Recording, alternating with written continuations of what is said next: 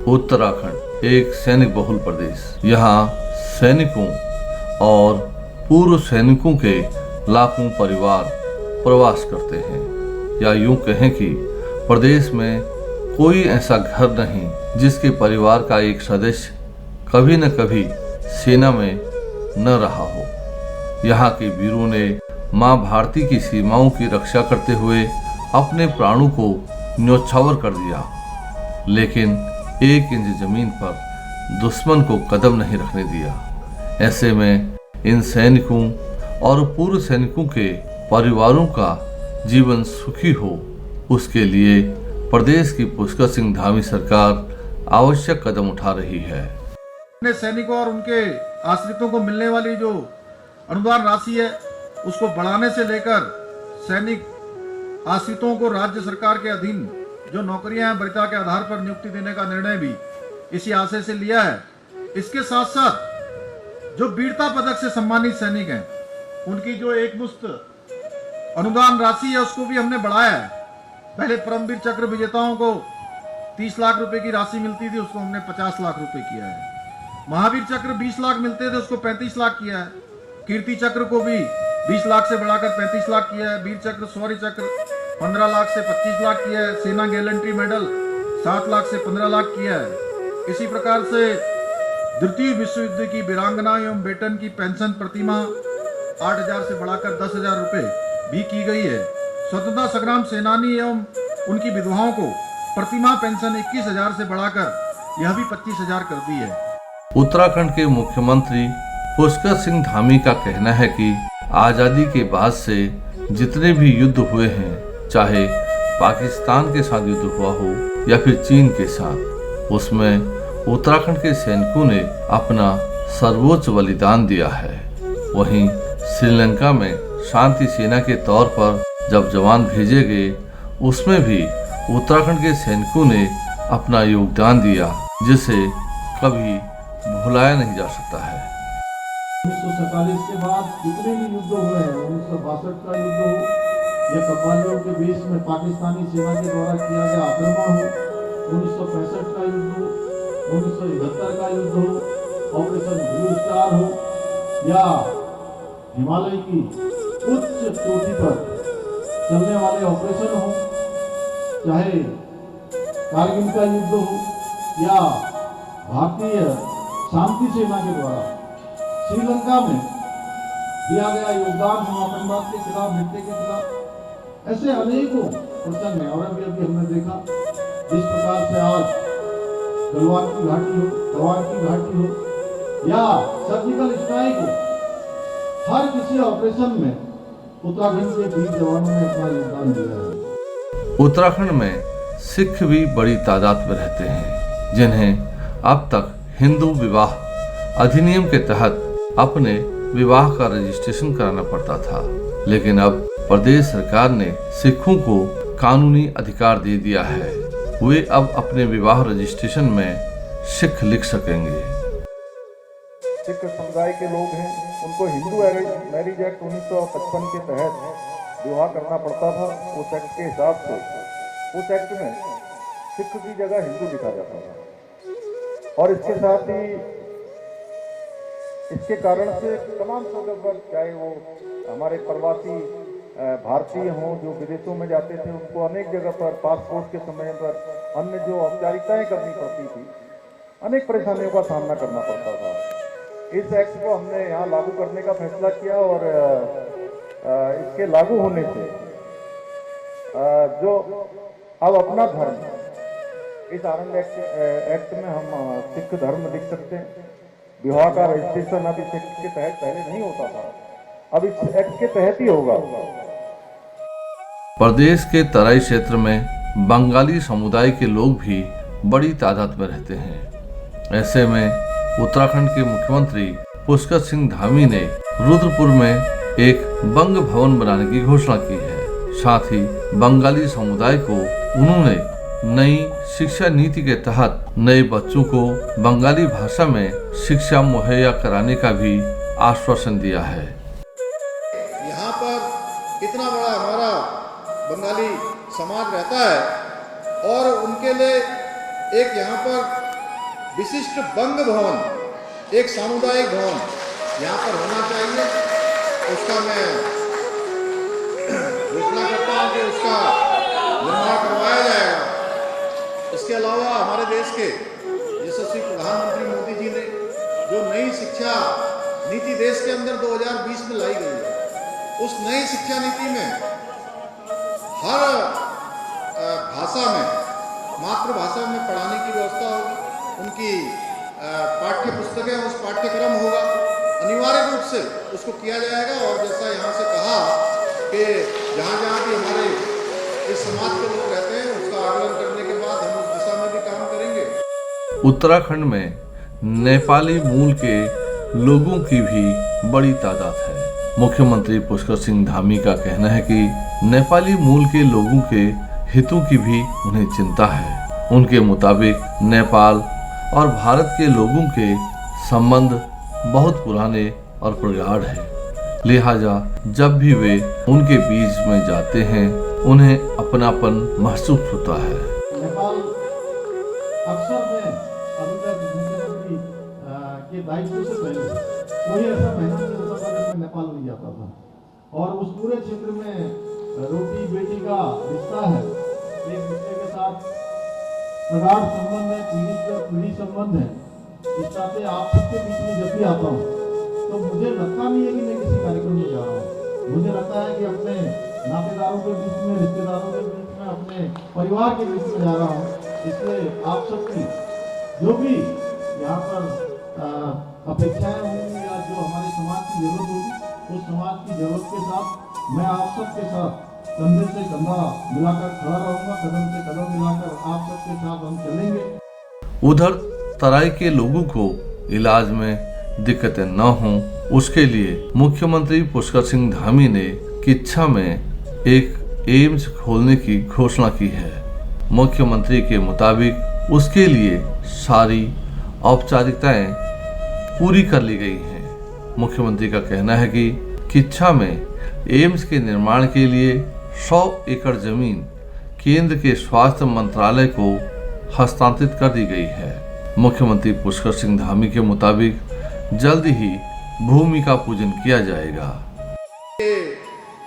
उधम सिंह नगर में जल्दी ही किच्छा में एक एम्स यहाँ पर खोला जाएगा और उसके लिए सारी औपचारिकताएं पूरी हो गई हैं। हमको भूमि भी मिल गई है, 100 एकड़ जमीन भी राज्य की सरकार ने भारत के स्वास्थ्य मंत्रालय को हस्तांतरित कर दिया। हमने मंत्रिमंडल से उसका निर्णय कर दिया है। साथ में जो भारत सरकार से उसका पैसा आना था, वो पैसा भी आ गया है। जल्द ही उस पर जो है उसका भूमि पूजन होगा और इसी पर हम यहाँ पर भूमि पूजन करेंगे। और जिसके लिए हमारे यहाँ के लोगों को बहुत दूर जाना पड़ता है, अब बहुत दूर नहीं जाना पड़ेगा, बल्कि जो सुविधा हमको दिल्ली में मिलती है वो सुविधा हमारे उधम सिंह नगर में ही हमको मिला करेगी।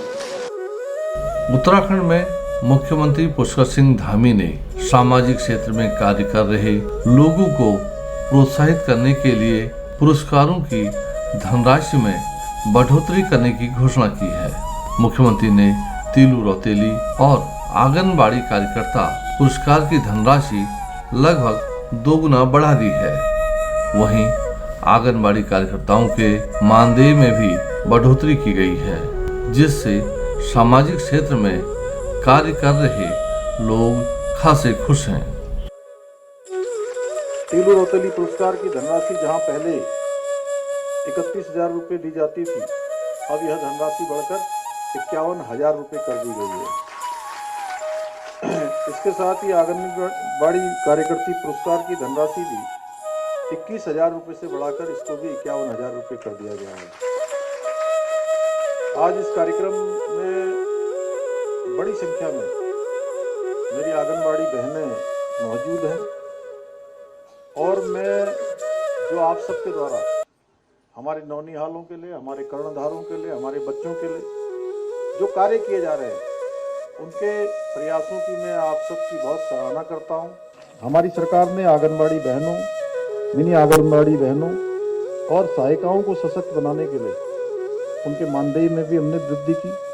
जहां पहले आंगनबाड़ी बहनों को 7500 रुपये मानदेय के रूप में मिलते थे, अब आपको 9300 रुपये मानदेय के रूप में दिए जा रहे हैं। मिनी आंगनबाड़ी बहनों के मानदेय में भी 4500 से बढ़ाकर 6250 और सहायिकाओं का भी 3550 से 5250 रुपये किया गया है। प्रदेश में महिलाओं को आगे बढ़ाने के लिए सहायता समूह के माध्यम से 5 लाख तक का ब्याज मुक्त ऋण दिया जा रहा है। वहीं विभिन्न योजनाओं के माध्यम से भी महिलाओं को सशक्त बनाने के लिए राज्य सरकार कदम उठा रही है। पीएम सुरक्षा बीमा योजना के तहत प्रदेश के 30 लाख से अधिक लोगों को इस योजना में आच्छादित किया गया है। पीएम जनधन योजना में 34 लाख से अधिक जनधन खाते भी प्रदेश के अंदर खोले गए हैं। पीएम श्रम योगी मानधन योजना से प्रदेश के लाभान्वित 39,000 लोगों में से 50% से ज़्यादा संख्या अगर किसी की है तो हमारी माताओं बहनों की है। और मैं एक बात और बताना चाहता हूँ कि पिछले दिनों हम लोगों ने अनेकों स्थानों पर जो प्रधानमंत्री आवास योजना के आवास आवंटित किए उनकी चाबी दी है, उनमें भी 70% लखपति दीदी बनाने का जो संकल्प हमने लिया है, उसमें भी हमारी बहनें, हमारी माताएं सबसे आगे है। 70% का उनका आंकड़ा है। प्रधानमंत्री जी की जो बेटी पढ़ाओ अभियान को भी आगे बढ़ाया जा रहा है और इसी योजना के लगभग सभी जनपदों में जो लिंगानुपात है वो तेजी से बढ़ा है। एक समय था वो उसमें काफी अंतर हो गया था। और महिला स्वयं सहायता समूह को 5 लाख रुपए तक का काम करने के लिए जो ऋण दिया जा रहा है वो ब्याज मुक्त ऋण दिया जा रहा है। इनके विकास के लिए ही हमने लखपति दीदी योजना प्रारंभ की है। मैं बाल विकास विभाग के माध्यम से ये भी कहना चाहता हूँ कि आप सबको और अधिक जानकारियाँ जो योजनाएं हम चला रहे हैं, सरकार की योजनाएं आप सबको मालूम हो और आप सबके माध्यम से हमारे उन हजारों लाखों उन बहनों तक भी ये योजना पहुँचे जिनके लिए ये योजना प्रस्तावित की गई है या जिनको लक्ष्य मानकर ये योजनाएं हमने प्रारंभ की है। नंदा गौरा योजना के तहत पात्र परिवारों की 2 बालिकाओं को क्रमशः 11,000 रुपये जन्म के समय और 12वीं उत्तीर्ण करने पर 51,000 रुपये की राशि भी सीधे डीबीटी के माध्यम से उनको खातों में देने का काम हो रहा है। मुख्यमंत्री बाल पोषण योजना के तहत सप्ताह में 2 दिन अंडा 2 दिन केले चिप्स से गत वर्ष 2.5 लाख से भी अधिक बच्चों को पोषित करने का काम किया गया है। मुख्यमंत्री महिला पोषण योजना के तहत गत वर्ष लगभग 2 लाख बहनों ने एनीमिया मृत्यु दर में कमी एवं पोषण स्तर में सुधार लाया गया है। मुख्यमंत्री आंचल अमृत योजना के तहत गत वर्ष 2 लाख से अधिक बच्चों में स्वास्थ्य सुधार के साथ ही कुपोषण में कमी भी इसमें लाई गई है। मुख्यमंत्री महिला सतत आजीविका योजना के माध्यम से निराश्रित विधवा एवं निर्बल महिलाओं एवं किशोरियों को सशक्त कर वृद्धावस्था में सम्मानजनक जीवन व्यतीत करने का अवसर भी प्रदान किया जा रहा है। महिला लाभार्थियों को स्वरोजगार प्रशिक्षण हेतु 1,000 रुपये का स्टाइपेंड एवं अधिकतम 50,000 तक की परिसंपत्ति भी इसमें दी जा रही है।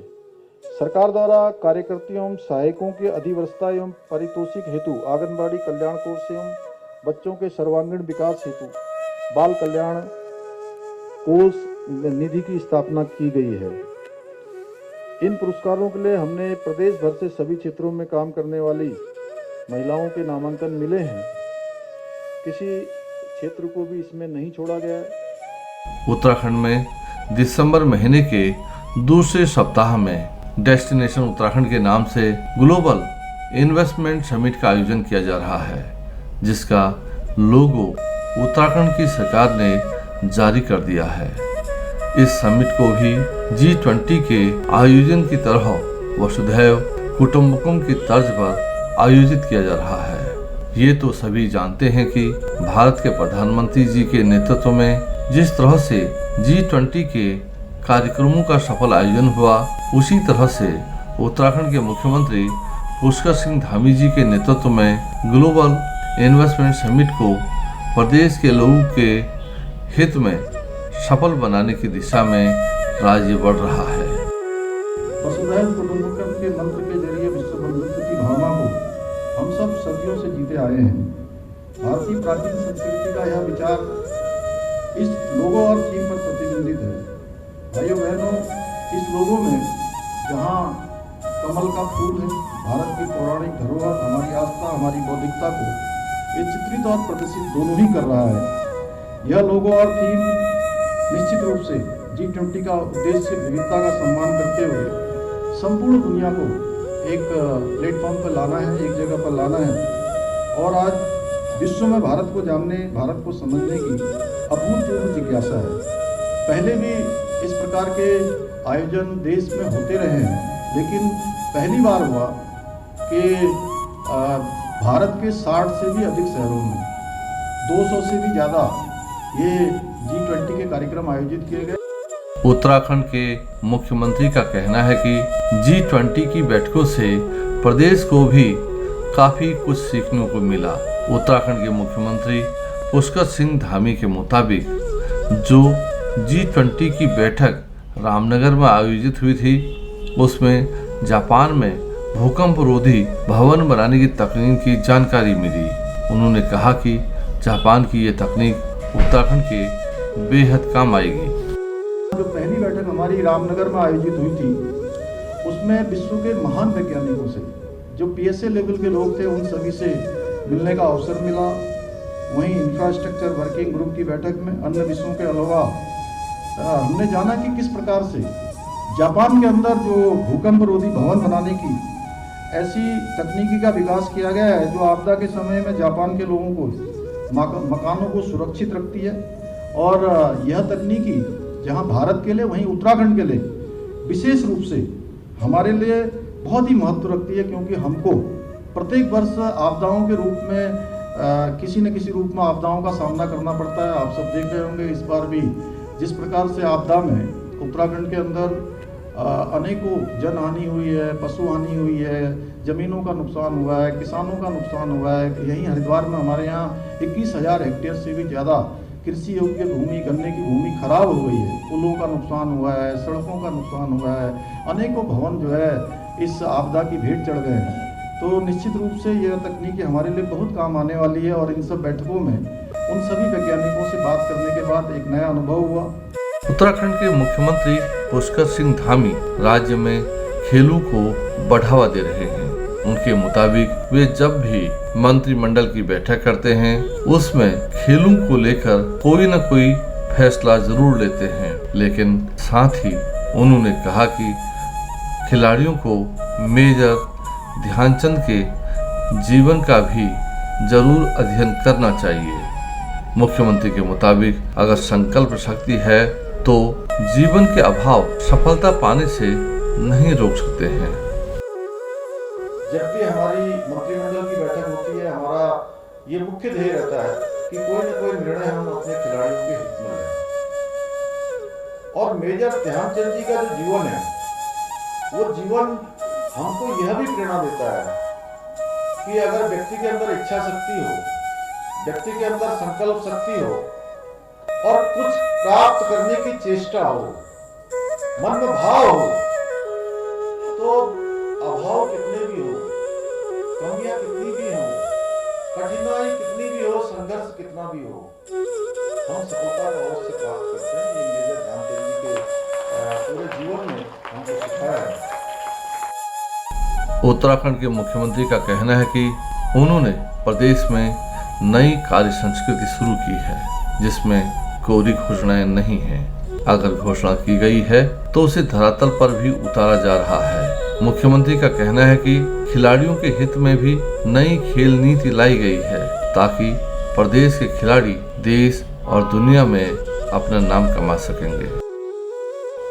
कि हम प्रदेश के अंदर एक नई कार्य संस्कृति, एक नया कार्य व्यवहार हर क्षेत्र में लाना चाहते हैं। जो हम कहें वो कहीं न कहीं धरातल पर उतरे, व्यवहारिकता पर उतरे। हम जो घोषणा करें वो घोषणा के शासनादेश निकले। इसीलिए खेल और खिलाड़ियों के प्रोत्साहन के लिए हमने नई खेल नीति लाई गई थी 2021 में। उसमें भी बहुत सारे प्रावधान हमने किए हैं। उसके पीछे भी हेतु है कि आज हम उत्तराखंड को हिंदुस्तान का श्रेष्ठ राज्य बनाने के लिए काम कर रहे हैं।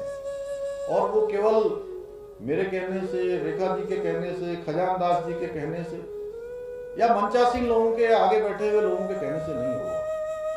जब तक राज्य के एक एक व्यक्ति का इसमें योगदान नहीं होगा, राज्य के एक एक व्यक्ति की भावना नहीं होगी।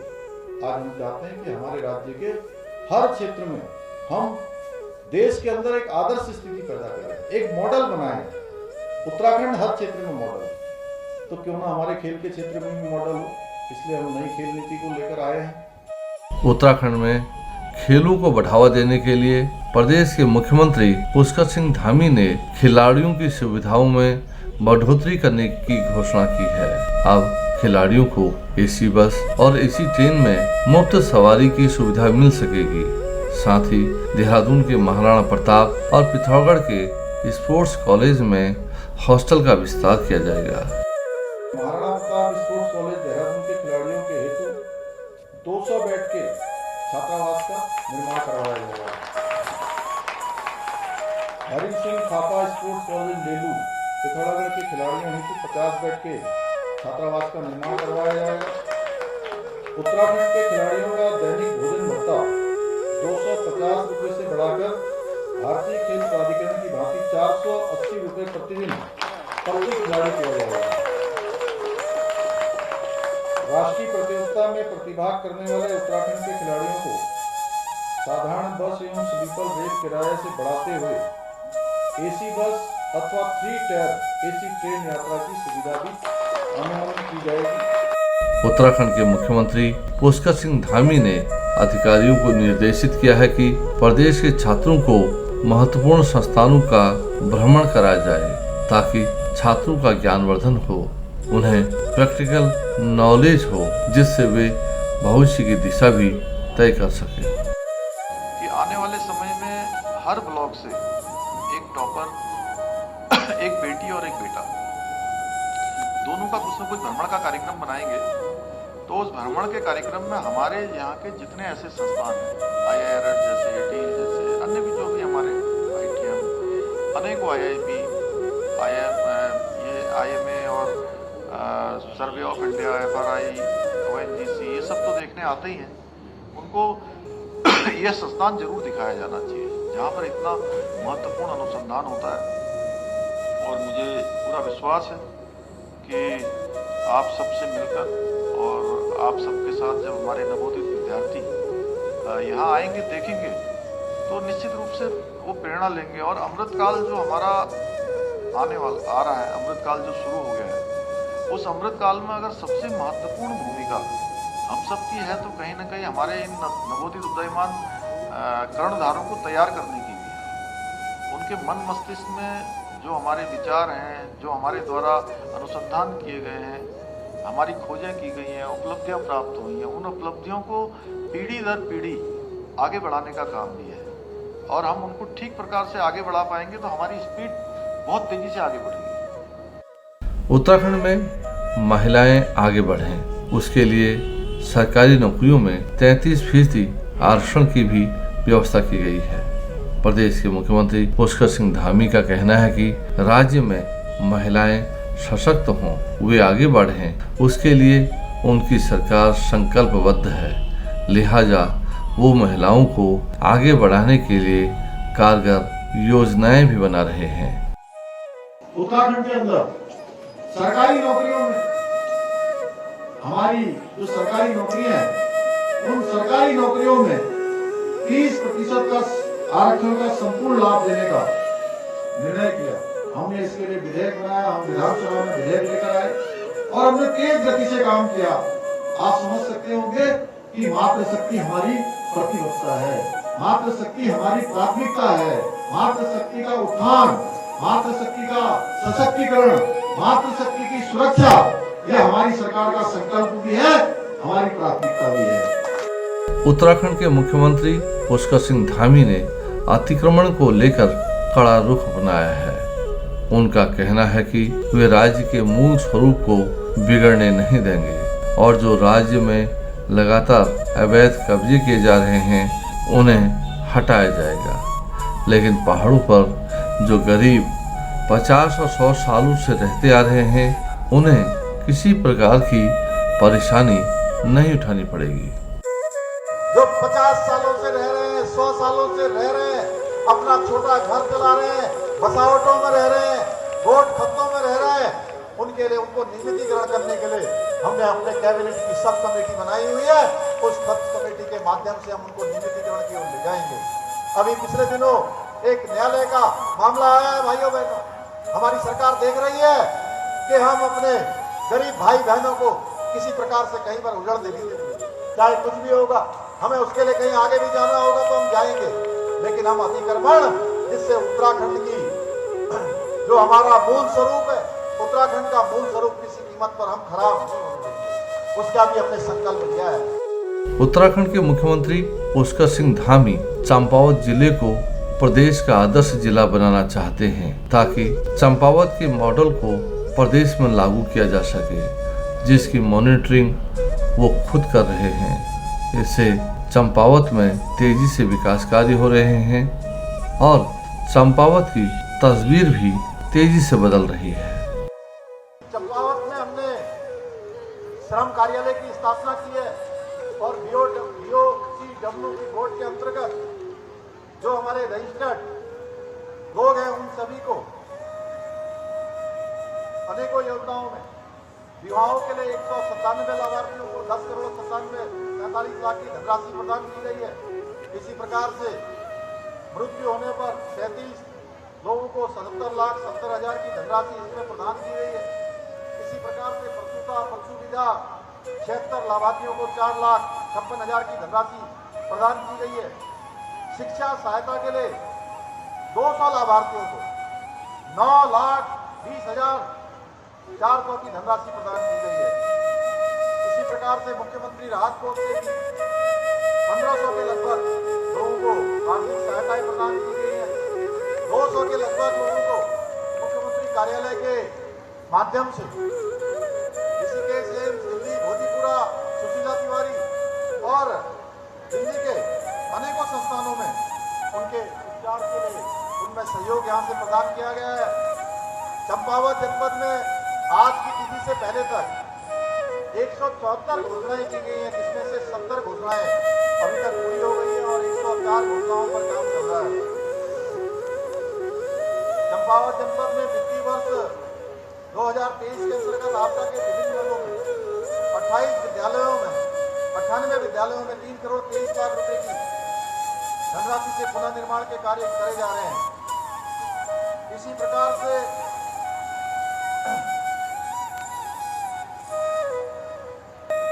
हमारे यहाँ पर आर्थिक रूप से कमजोर निर्धन परिवार की कन्याओं का सामूहिक विवाह का आयोजन 28 नवंबर 2023 को प्रस्तावित किया गया है।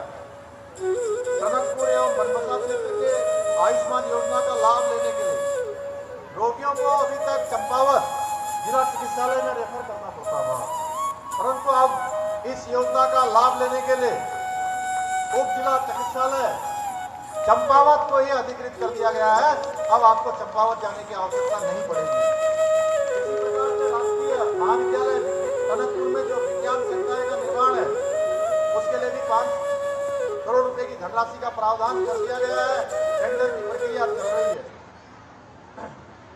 कक्षा 1 से लेकर 8 तक जो निराश्रित, असहाय एवं घुमंतु बालकों के लिए नेताजी सुभाष चंद्र बोस आवासीय छात्रावास का निर्माण 3 करोड़ 20 लाख की धनराशि से जल्द ही किया जाएगा। इसका जल्दी शुभारंभ हो जाएगा। उत्तराखंड के मुख्यमंत्री पुष्कर सिंह धामी मेले, त्योहार और संस्कृति को बढ़ावा देने के लिए भी कार्य कर रहे हैं। उनका कहना है कि मेले, उत्सव और त्योहार मेलजोल बढ़ाते हैं, लोग खुशियां बांटते हैं, मिलजुल कर रहना सीखते हैं। लिहाजा मेले, त्योहार, उत्सव और पर्वों को बढ़ावा भी दिया जा रहा है। तो ये मेले, ये उत्सव, ये हमारे त्योहार, ये होते इसलिए थे कि हम आपस में मिलते थे। और पहले के समय में ये साधन नहीं होते थे, ये टेलीविजन नहीं होते थे, ऐसे मोबाइल नहीं होते थे, फोन नहीं होते थे, तो लोग ऐसे ही मेलों में मिलते थे, उत्सव में मिलते थे, या ऐसे 30 त्योहारों के अवसर पर मिलते थे, एक दूसरे से अपनी बातें करते थे और उनके अंदर ऊर्जा भी आती थी। फिर साल भर काम करते थे। साल भर अपने अपने क्षेत्र में लगे रहते थे। ये हमारी सांस्कृतिक धरोहर है। तो इस अवसर पर जहां हम इस प्रकार से मिलते हैं, वहीं हमको कहीं ना कहीं किसी रूप में आगे के लिए भी कि हम अपना योगदान, जहाँ परिवार में आप लोग अपना योगदान देते हैं, परिवार में तो आपका योगदान है ही है।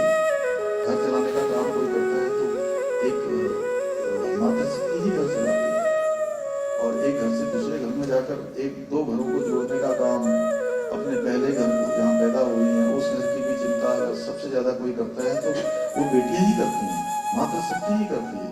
दूसरे घर को चलाने का काम भी नए घर में जाकर वो भी उनके माध्यम से होता है। तो यह भी हम लोगों को देखना चाहिए कि हम लोग घर परिवार के अलावा जो हम सामाजिक क्षेत्र में काम कर रहे हैं, राजनीतिक क्षेत्र में काम कर रहे हैं, तो वहाँ हमारा योगदान किस प्रकार से और अच्छा हो सकता है। उत्तराखंड के मुख्यमंत्री अक्सर लोगों से कहते हैं कि उदार मन का बने। उनका कहना है कि उदार मन के लोग सबको समान दृष्टि से देखते हैं और उसी से लोक कल्याण भी होता है। मुख्यमंत्री का कहना है कि आपसी मेलजोल और भाईचारा ही समाज में उन्नति लाता है। हमारे शास्त्र कहते थे, अयम निजम परोवेति गणना लघु चेतसाम उदार चरित्राणाम वसुधैवम कुटुंबकम। यानी कि छोटा है, ये बड़ा है, ये तेरा है, ये मेरा है, ये हमारी संस्कृति नहीं कहती है। हमारी संस्कृति कहती है कि जो उदार मन के लोग हैं उनके लिए तो सारा संसार अपने घर जैसा है। और हमारी सरकार ने नरेंद्र मोदी जी के नेतृत्व में पूरी दुनिया को ये दिखाने का काम किया है। कोरोना महामारी में जब लोग वैक्सीन के लिए इंतजार कर रहे थे, वैक्सीन बन नहीं पा रही थी, ऐसे समय में भारत की सरकार ने अपने यहां भी वैक्सीन लगाई। 200 करोड़ से भी ज्यादा डोजें भारत के लोगों को लगाने के बाद दुनिया के 120 से भी ज्यादा देशों को भारत की स्वदेशी वैक्सीन देने का काम किया। उसके कारण से दुनिया के अंदर भारत के प्रति श्रद्धा का भाव है कि भारत किसी को दबाकर, किसी को कुचलकर, रक्षा मंत्री जी जानते, कभी भी भारत की सरकार ने इस प्रकार का प्रयास नहीं किया है। उत्तराखंड के मुख्यमंत्री राज्य आंदोलन को याद करते हुए कहते हैं, 2 सितंबर का दिन याद आते ही आज भी रूह कांप उठती है। तब की सरकार ने बर्बरता से आंदोलन को कुचलने की कोशिश की। लोगों पर लाठियां चलाई गई, गोलियां चलाई गई, जिससे कई जानें चली गई, मुकदमे दर्ज किए गए। 2 सितंबर 1994 उत्तराखंड के आंदोलन की एक ऐसी तारीख है जो हमेशा हमारे स्मरण में रहेगी। यह दिन आज भी, जब भी हम इस दिन के बारे में, ये दिन आने वाला होता है, तो कहीं ना कहीं हमारी धड़कन तेज हो जाती है। और वो यादें जिन्हें याद करके कि कैसा वो मंजर था, किस प्रकार से पुलिस की तानाशाही थी उस समय की, किस प्रकार की सरकार की हठधर्मिता थी, उसको याद करके भी हमारी रूह कांप उठती है। खटीमा गोलीकांड के विरोध में 2 सितंबर को मसूरी की सड़कों पर जब हमारे आंदोलनकारी सब जुलूस निकाल रहे थे, उस समय की सरकार ने योजनाबद्ध तरीके से चारों तरफ से घेर कर गोलियां चलाई। मैंने तो खटीमा का आंदोलन देखा, उस समय मैं वहां पर था। किस प्रकार से बर्बरता पूर्वक वहां पर लाठीचार्ज हुआ, गोली चलाई गई और हजारों हजार की संख्या में लोगों को दौड़ाया गया। किस तरह से लोगों ने उस आंदोलन को, उसका सामना किया, किस तरह से आंदोलन चलाया, ये हमारे लिए बहुत ही स्मरण का दिन है।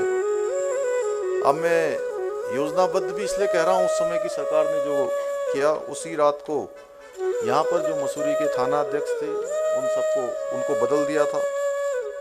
वैसे देखा जाए तो उत्तराखंड आंदोलन में जहाँ पर भी दमन हुआ, पुलिस ने बिना उकसावे के पूर्व नियोजित षड्यंत्र के तहत सब कुछ उस समय किया था। और उस समय की जो सरकार थी उसकी ऐसी हठधर्मिता थी। और यहाँ पर हमारे बीच में से 6 आंदोलनकारी हमारे बीच से चले गए।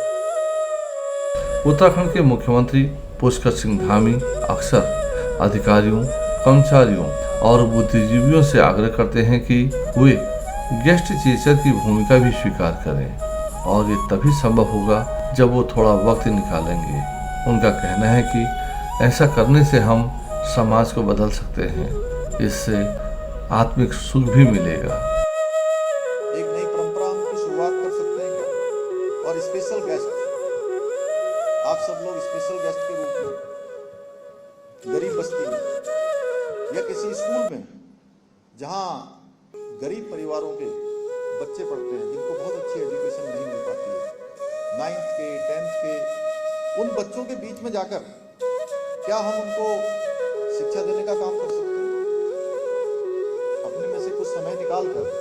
यह आपके लिए एक नया अनुभव होगा, लेकिन मैं आपसे कहना चाहता हूँ, अगर आप लोगों ने, मेरा सुझाव है कोई, मैं आप कोई आदेश देने का कोई मेरे पास वो नहीं है, मैं आदेश नहीं दे रहा हूँ, केवल आप लोग तय कर लीजिएगा कि आप अगर ऐसा कर पाएं तो उसके बाद जब एक आप काम करेंगे, ऐसे बच्चे जो आपको देखकर कहीं ना कहीं उनके मन में भी एक अभिलाषा होगी कि मैं भी डॉक्टर बनूंगा, मैं भी किसी अच्छे स्थान पर जाऊंगा, मैं भी जीवन में उन्नति करूंगा, उसके अंदर एक प्रेरणा का भाव आप सबको देखकर आएगा।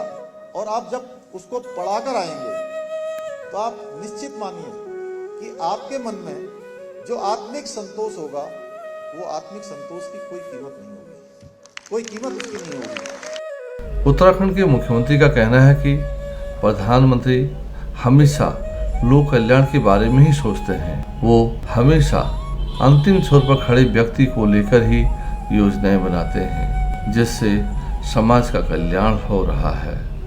उसी प्रकार हर व्यक्ति को समाज के हित में कार्य करना चाहिए। ऐसा हमारे प्रधानमंत्री जी का एक संकल्प है, एक उनकी सोच है, एक विजन है कि उनका जो भी काम होता है वो काम समाज के अंतिम छोर में खड़े हुए व्यक्ति को लाभ पहुंचाए, उसके जीवन में उत्थान लाए, उसके जीवन को आगे बढ़ने का अवसर मिले। उनके सभी कार्यक्रमों में ये सोच समाहित होती है। उत्तराखंड की पुष्कर सिंह धामी सरकार प्रदेश में स्वास्थ्य सेवाओं को बेहतर करने के लगातार प्रयास कर रही है, जिससे दुर्गम क्षेत्रों के लोगों को भी स्वास्थ्य सेवाएं मिल रही हैं और ये कार्य प्रदेश की सरकार मिशन मोड पर कर रही है।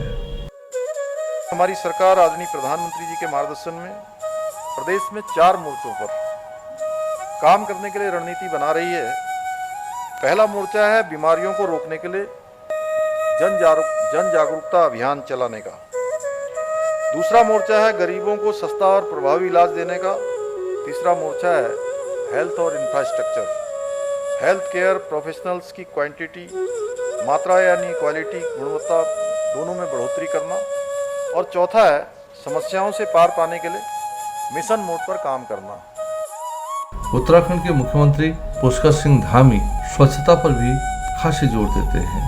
मुख्यमंत्री का कहना है कि स्वच्छता हमारी संस्कृति का भी हिस्सा है और इसके पालन से कई रोगों से बचा जा सकता है। जो हमारी संस्कृति है, स्वच्छता हमेशा से उसकी सर्वोच्च प्राथमिकता रही है। ये हमारे मूल्य और संस्कारों का हमेशा से अभिन्न अंग रही है। क्योंकि आप सबको भी याद होगा और मुझे भी याद है कि बचपन में जब मैं छोटा था तो हम लोग ग्रामीण परिवेश में पैदा हुए, ग्रामीण परिवेश में बड़े हुए। देखा कि माता जी कितनी सहजता से, सरलता से साफ सफाई के बारे में हमें बचपन में सिखाती थी कि किस प्रकार से स्कूल से आने के बाद कैसे हाथ धोने हैं, पैर धोने हैं, किस प्रकार से शाम को पहले पूजा पाठ करनी है, उससे पहले जो है हाथ पांव फिर से धोने हैं। या हम जब भोजन के लिए बैठते हैं तो आपने देखा होगा हमारे यहाँ पहले से वो हाथ में जल लेकर किस प्रकार से चारों तरफ जल को डाल दिया जाता था कि जिससे धूल या अन्य जो भी जीवाणु वो किसी प्रकार से हमारे आसपास तक ना आए। ये सब हमारे यहाँ बहुत पहले से, यानी कि हमारी संस्कृति के साथ ये सब चलता रहा है। उत्तराखंड के मुख्यमंत्री का कहना है कि वे प्रदेश को आगे बढ़ाने के लिए कड़ी मेहनत कर रहे हैं। उसके लिए वे दिन रात कार्य भी कर रहे हैं। लेकिन इस कार्य में उन्हें कर्मचारियों का सहयोग भी चाहिए ताकि प्रदेश को आदर्श राज्य बनाया जा सके। मुख्य सेवक की मेरे पास जिम्मेदारी है, प्रदेश की जनता की जिम्मेदारी, आप सबकी जिम्मेदारी है। लेकिन इस यात्रा में मुझे आगे किया हुआ है, लेकिन ये यात्रा केवल मेरे अकेले की यात्रा नहीं है। ये मेरे अकेले करने से भी नहीं होने वाला है। जब तक पूरे उत्तराखंड की लोगों की मनोभावना इसमें जुड़ी न हो, हमारे कर्मचारी अधिकारियों की मनोभावना न जुड़ी हो, सचिवालय संघ है, हमारे अन्य कर्मचारी संघ है, सारे के सारे लोग उसमें जुटकर, कई बार बहुत बातें आती हैं, हमारा भी मन होता है जब सचिवालय के लोग हों या हमारे कर्मचारी संगठनों के लोग हों या अन्य संगठनों के लोग हों आते हैं, हम भी सोचते हैं कि सारी समस्याओं का समाधान कर दें, सारी चीज़ें पूरी कर दें। लेकिन आप सब जानते हैं राज्य की व्यवस्थाएं भी होती हैं, राज्य के अपने संसाधन हैं, उन सब पर भी हमको ध्यान देना है। हालांकि धीरे धीरे हम लोग आगे बढ़ रहे हैं। आज हम पर्यटन के क्षेत्र में आगे बढ़ रहे हैं, हम जीएसटी कलेक्शन के क्षेत्र में आगे बढ़ रहे हैं। अभी हम अगले महीने 9 दिसंबर में ग्लोबल इन्वेस्टर समिट कर रहे हैं और पूरे देश भर से, दुनिया भर से लोगों के बहुत सारे प्रस्ताव हमारे पास आ रहे हैं। तमाम प्रकार से हमने नीतियों में परिवर्तन किया है, नई नीतियां बनाई है। उसके पीछे हेतु है कि राज्य हमारा जो है हर प्रकार से तरक्की की ओर जाए, हर प्रकार से राज्य हमारा आदर्श राज्य बने, श्रेष्ठ राज्य बने। उत्तराखंड के मुख्यमंत्री पुष्कर सिंह धामी ने शिक्षकों से भी आह्वान किया है कि वे अमृतकाल में शिक्षा देने का कार्य कर रहे हैं, लिहाजा उनकी भूमिका अहम है और उनके पढ़ाए हुए विद्यार्थियों के कंधे पर ही आने वाले दिनों में देश की जिम्मेदारी आने वाली है। अमृतकाल के आप सब शिक्षक हैं और आप सबके माध्यम से हमारे सब नौजवान युवाओं को अमृत दिया जाना है और वो उस अमृत से जो आदरणीय प्रधानमंत्री जी ने जो हम सबके सामने संकल्प रखा है कि देश की आजादी के जब 100 साल पूरे होंगे उस समय भारत दुनिया का नेतृत्व करने वाला भारत बनेगा। उस समय भारत दुनिया का दिशा देने वाला भारत बनेगा, यानी कि उस समय भारत सबसे आगे चलेगा, पूरी दुनिया भारत के पीछे चलेगी। और ऐसा भारत बनाने का काम कौन करेगा? ऐसा भारत बनाने का काम वो हमारे नौनिहाल करेंगे, वो हमारे भविष्य के कर्णधार करेंगे, जिनको आपके माध्यम से शिक्षा मिलनी है।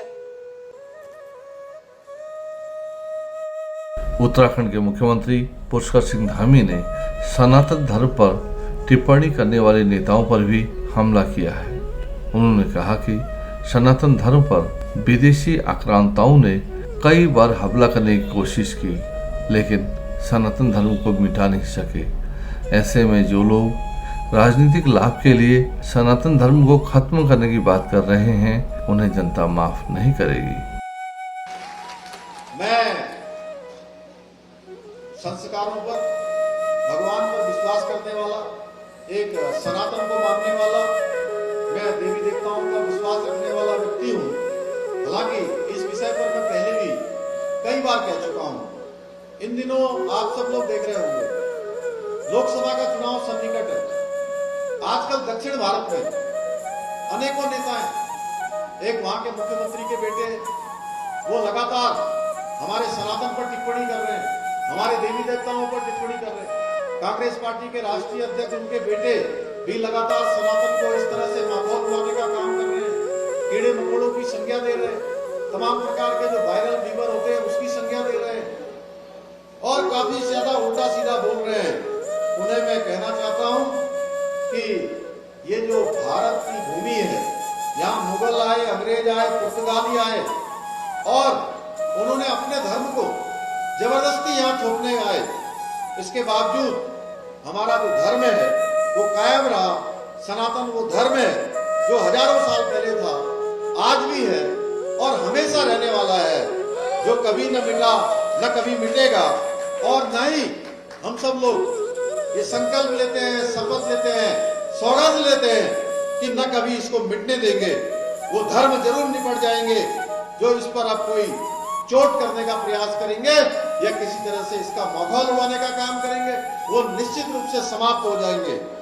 उत्तराखंड के मुख्यमंत्री पुष्कर सिंह धामी का कहना है कि आज दुनिया में भारत की संस्कृति के महत्व को समझा जा रहा है। उन्होंने कहा कि G20 के समिट की विदेशी डेलीगेट्स अच्छी यादें लेकर गए हैं। अगर हम गरीबी की बात करें तो हम कम से कम आज बहुत सारी स्थितियों में आज हमारा देश काफ़ी आगे बढ़ चुका है। अभी एन रविशंकर जी ने बहुत अच्छा यहाँ से उद्बोधन में 3-4 शब्द जो बोले उन्होंने, समर्थ भारत, सशक्त भारत है, तो स्वस्थ भारत, तो ये हमारे नए भारत की जो एक तस्वीर है वो अब दिखाई दे रही है। अभी अभी हम लोगों ने G20 का जो भारत की अध्यक्षता में समापन हुआ वह भी अद्भुत था। मुझे भी उसमें भाग लेने का अवसर मिला। उत्तराखंड राज्य की ओर से महामहिम जी का जो निमंत्रण था वो उसमें मुझे जाने का अवसर मिला, तो मैंने देखा वहाँ किस प्रकार से जो विदेशी डेलीगेट्स आए थे, विदेशी मेहमान आए थे, किस प्रकार से वो भारत की शक्ति और सामर्थ्य को देखकर, यहाँ की सांस्कृतिक धरोहरों को देखकर एक अच्छा अनुभव हमारे देश के लिए लेकर गए हैं। और पहली बार G20 की समिट में 112 आउटकम आए, दिल्ली घोषणा पत्र साझा हुआ। इसके साथ साथ अफ्रीकन जो समूह है उसको भी G20 का मेंबर बनाया गया। यानी कि आज तक के हुए जितने भी G समिट थे G20 के, उसमें मैं कहूँ कि शानदार और सबसे ज़्यादा आउटकम देने वाला ये समिट रहा। इससे हमारे देश का भी मान सम्मान पूरी दुनिया के अंदर बढ़ा, और इसके लिए मैं उत्तराखंड की देवतुल्य जनता की ओर से, उत्तराखंड वासियों की ओर से हमारे प्रधानमंत्री आदरणीय मोदी जी को उनके शानदार आयोजन के लिए, इसकी अध्यक्षता के लिए उनको बहुत बधाई देना चाहता हूँ। उत्तराखंड के मुख्यमंत्री भाग्यवादी भी हैं। उनका मानना है कि बड़े पदों पर लोगों की दुआओं और प्रार्थनाओं के बूते ही पहुंचा जा सकता है। वे लोगों की दुआओं और आशीर्वाद से ही मुख्य सेवक के पद तक पहुंचे हैं। मैं इस देवभूमि उत्तराखंड, जो विश्व की आध्यात्मिक राजधानी है, आज पूरे विश्व के लोग उत्तराखंड को एक अलग प्रकार के नजरिए से देखते हैं।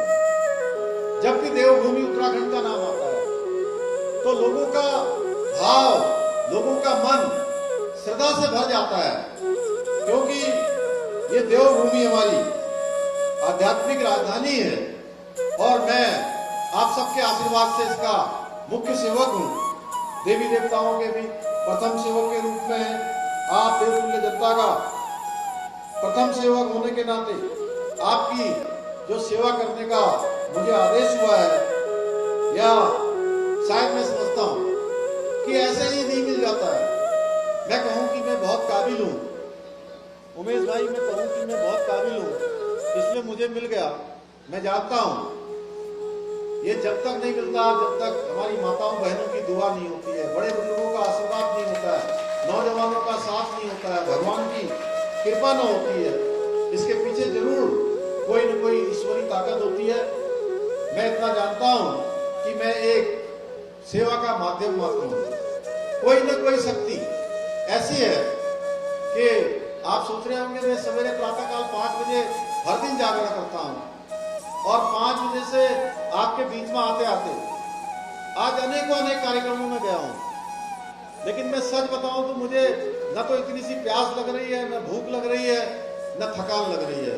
इसके पीछे अगर मैं किसी का सबसे बड़ा रोल मानता हूँ, सबसे बड़ा किसी को कारण मानता हूँ, तो आप सबका आशीर्वाद है, भगवान की कृपा है।